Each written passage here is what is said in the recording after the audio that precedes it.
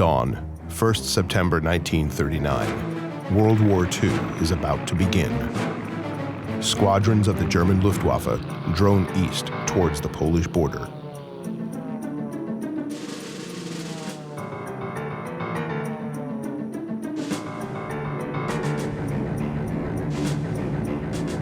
The Luftwaffe by now, thanks to Hitler's secret rearmament program, has some 1,750 bombers and 1,200 fighters, including the formidable Messerschmitt Me-109 at its disposal.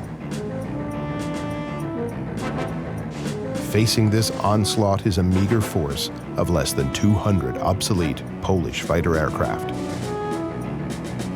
Even so, this little force, aided by a few antiquated anti-aircraft guns, would manage to down 170 Luftwaffe planes before being swept from the skies. A real tribute to the fighting spirit of the Poles.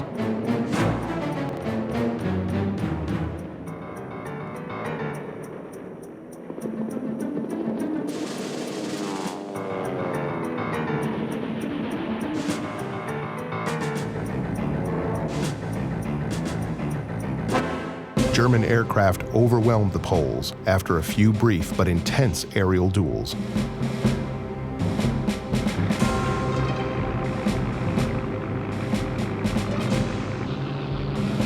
The German Luftwaffe in the autumn of 1939 was a well-oiled machine.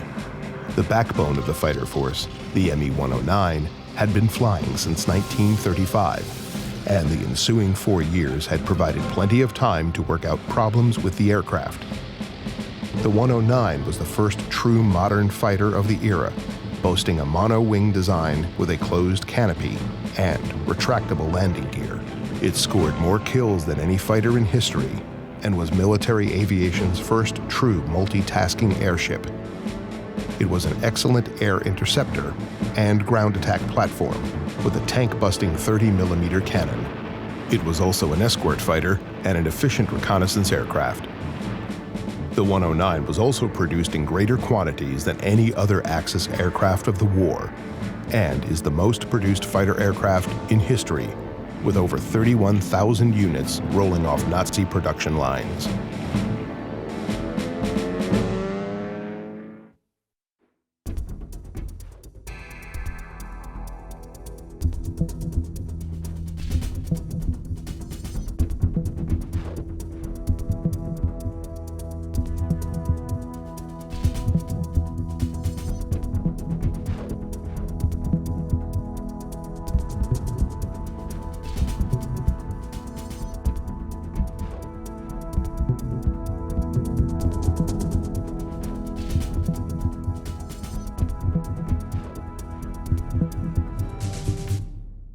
There is a degree of confusion over the name of the 109 fighter, known both as the Bf-109 and the Me-109. Bf-109 was the original RLM, or German Air Ministry designation, when the design was sent in by the Bayerische Flugzeug Company. Because the company was renamed to Messerschmitt, some late-war aircraft actually carried the Me-109 designation stamped onto their aircraft type plates. Me-109 was the name used officially by the Luftwaffe propaganda publications, as well as by the Messerschmitt Company and the Luftwaffe personnel, who pronounced it Me-109. Me-109 was the contemporary English interpretation of the designation. However, in both wartime and contemporary literature, both the Bf and Me prefixes are used, and both are considered valid and accurate.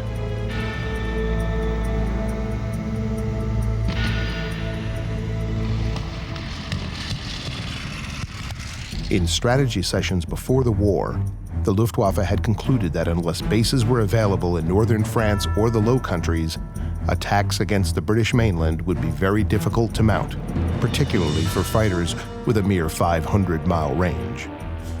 Poland had fallen in just 28 days.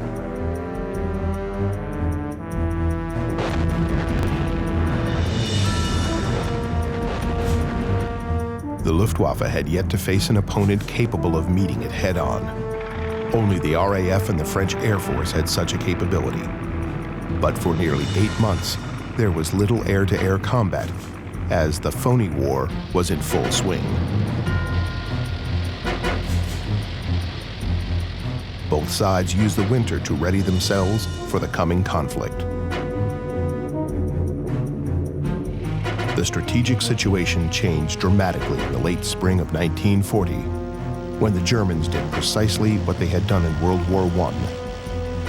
Following the old von Schlieffen plan, they rolled right through the Low Countries and into the Ardennes in great numbers, bypassing entirely the supposedly invulnerable Maginot Line fixed fortifications.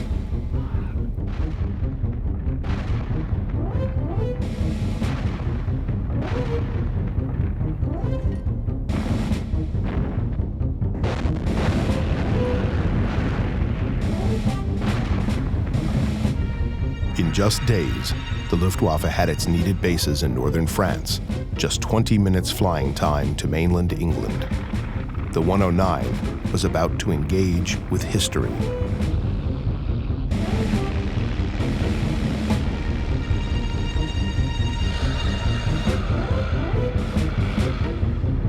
As the battle joined in the summer of 1940, the 109 saw heavy action, especially over the Channel with aerial attacks on shipping and against defending Spitfires and Hurricanes.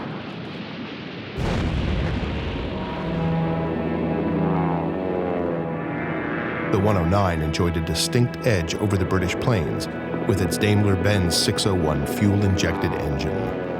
The Supermarine Spitfire was an awesome fighter aircraft, but its Merlin engine depended on gravity-fed carburation, as did the Hawker Hurricane. Both engines would cut out under negative G-forces inherent in aerial dogfighting. The Me-109s thus had the initial advantage in both diving to attack or to escape. Despite its disadvantages, the Spitfire proved a formidable opponent, being slightly faster and somewhat more maneuverable at medium to high speeds than the Me-109, which suffered from higher wing loading in its design. On the question of comparative turning circles in combat situations, the Spitfires and Hurricanes benefited from their lower wing loading compared with the 109. The wing load in the British planes were 22 to 24 pounds per square foot, as against 32 pounds for the 109. RAF tests with a captured Me-109 showed the Spitfire's turning circle, without height loss, was 696 feet, while the 109's was 885 feet to make the same turn. The Hurricane's turning circle would be slightly tighter. No Me-109 pilot wanted to turn with a Hurricane in a dogfight, but his ship enjoyed exceptional handling at near stalling speeds. The Hurricane had a unique advantage over both planes in its cloth fuselage and wing covering. The Me-109's cannon shells would often pass right through without exploding. Other firepower between the warring sides were comparable, with the Spitfire's 830 caliber machine guns versus the 109's two 7.92mm MG-17 machine guns and two 20mm MG forward-firing cannons. However, the forward-firing cannon occasionally jammed in combat, and it had a small magazine of a mere 60 rounds.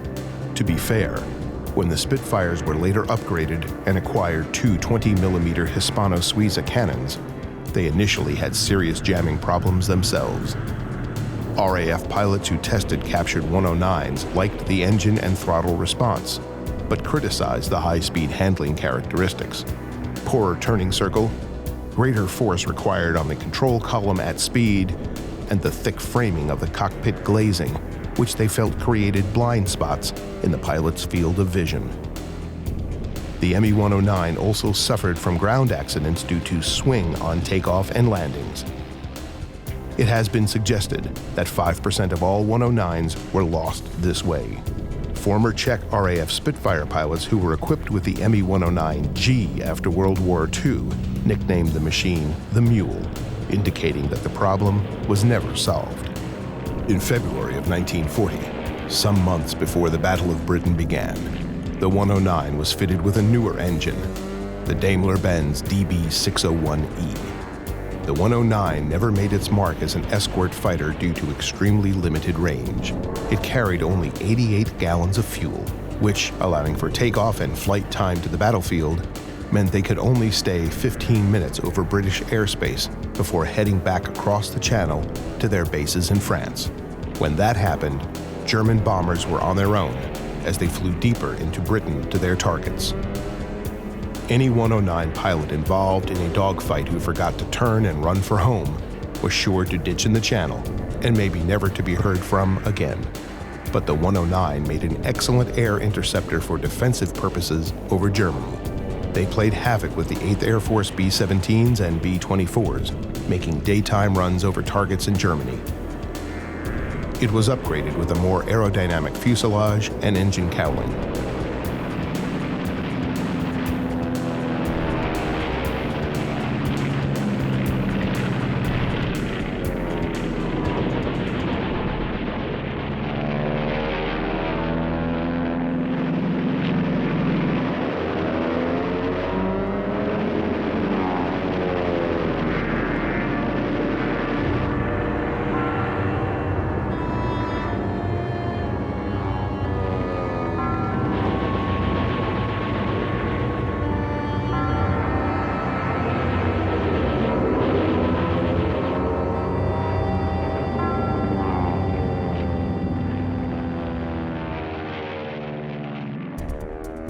Later models of the 109, like the F, underwent improvements that made them more closely resemble a Spitfire.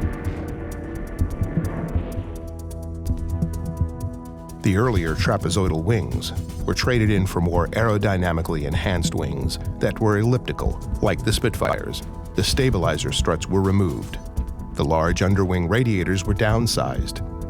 The opening for the supercharger was improved. The flaps were changed dramatically, and the wingspan was increased to 9.92 meters. The newly redesigned wing made the mounting of guns impractical, so the ship's armament was revised.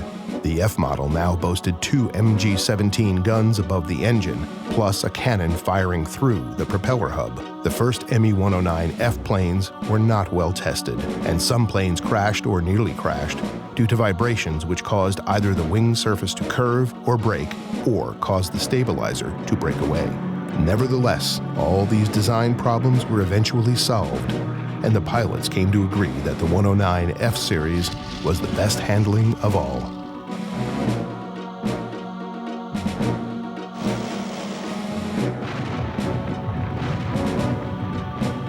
As the war dragged on with Hitler's decision to open up the second front with Russia, the Third Reich was hard put to answer all the production needs it had.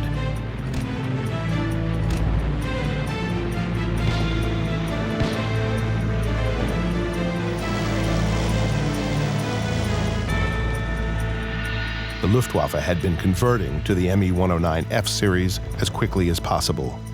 They were forced to invade Russian airspace with the original 109E. While dated by Luftwaffe standards by then, the 109E was more than enough to outmatch most of the defending aircraft it would meet.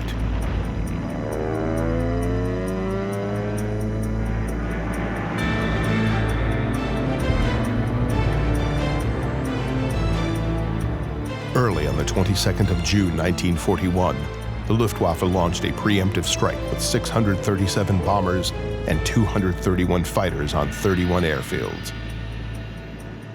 Surprise was complete. Hundreds of Russian aircraft were destroyed. Just 2 German aircraft were lost.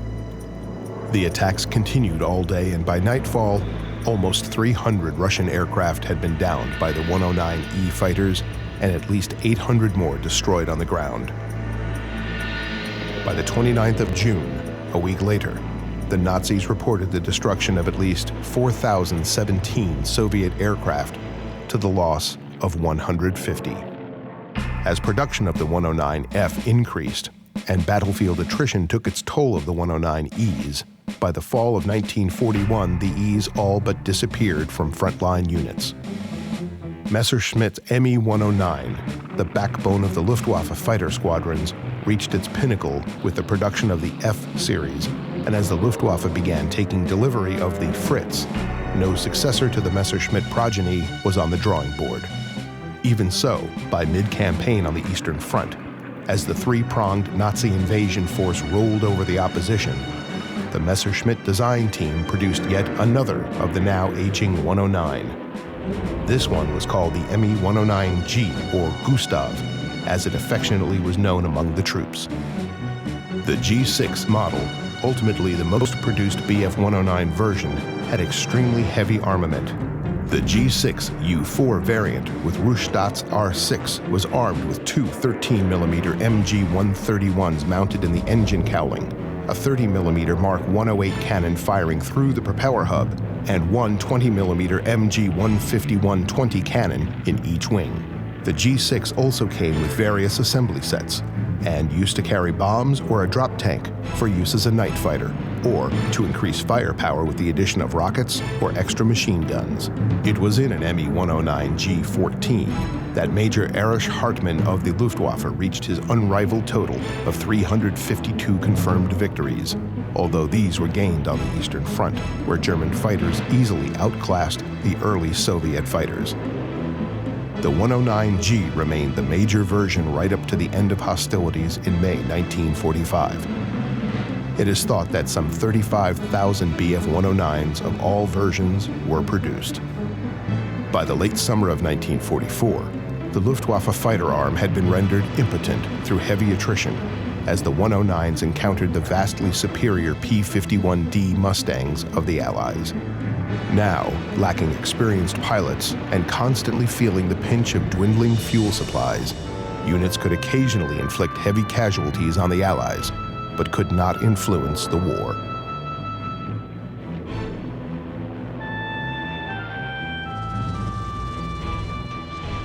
The U.S. Army's 8th Air Force B-17s and B-24s by day and British Lancasters by night were beginning to severely impact the production of war material.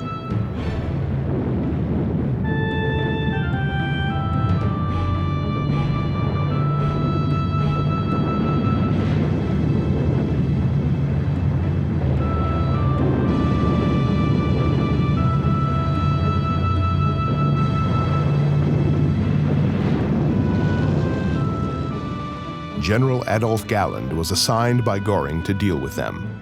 It was felt that if he could put up 1,500 to 2,000 fighters against the bombers, the raids could be stopped in their tracks and give the Reich some breathing room. As the fall wore on and the Luftwaffe gathered strength for the big show, Galland was stunned to receive orders canceling his operation and ordering his fighters held for a more pressing gamble. This was the December-winter attack through the Ardennes that became known as the Battle of the Bulge. The plan was for Galland's fighters to make a tactical attack on the many Allied airfields of the 2nd, 9th, and 19th Tactical Air Forces. The Wehrmacht staff felt that if total surprise could be achieved and 1,000 or more Allied fighters could be destroyed on the ground, there would be nothing the Allies could do to stop the Panzer spearheads, who would then drive through to the coast and split the Allied forces in two. Galland's very logical argument against the plan fell on deaf ears. He and others knew it was too desperate a gamble, and that the Allies could easily replace their losses, and that Germany could not.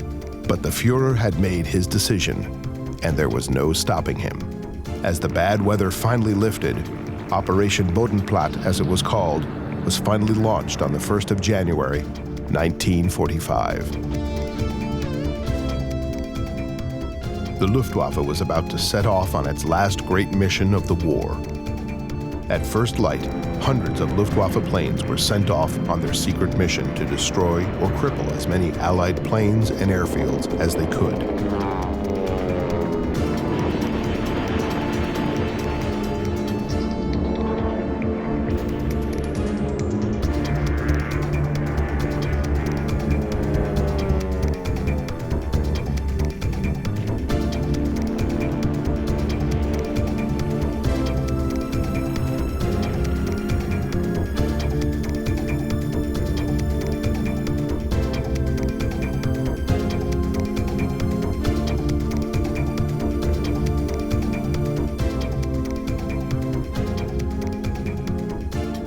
The Luftwaffe had the benefit of surprise, but soon the Allies pulled themselves together and fought back.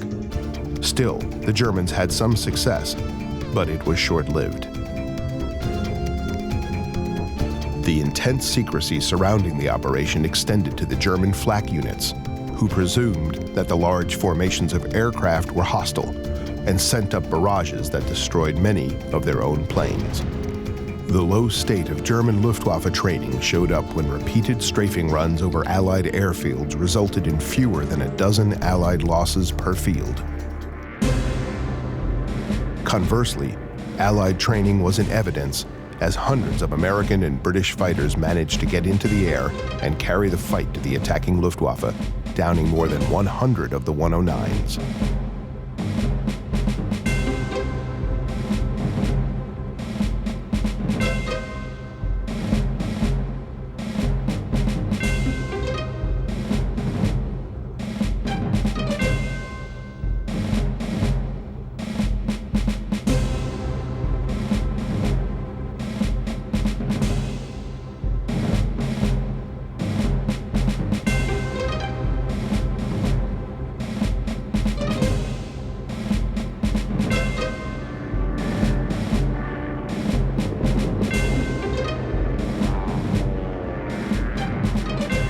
Allied fighters were relentless and chased the 109s back to their bases and inflicted more losses on the Germans along the way. Galland's fighter force was decimated. Operation Bodenplatte had unfolded exactly as Galland had feared it would. The Luftwaffe raid had destroyed less than 200 Allied planes, all of which were replaced within a few days. The last major operation of the Bf 109 had produced little effect on the war and had further seriously weakened the Luftwaffe. The cost of destroying a relatively few Allied aircraft was devastating for the Luftwaffe. The Allies could replace their aircraft easily. Germany could not. By the spring of 1945, the Luftwaffe Me-109s as an organized force was spent.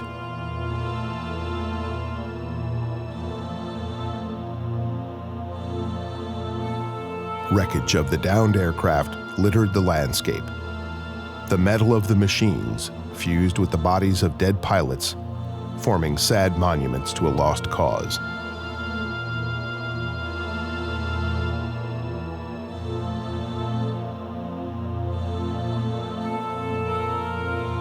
These men knew the Third Reich was finished.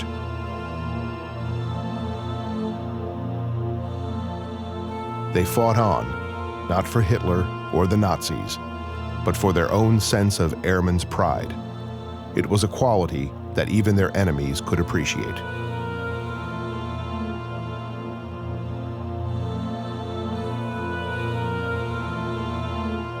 The Me-109, even in defeat, had proven that it was as tough as the men who had flown her.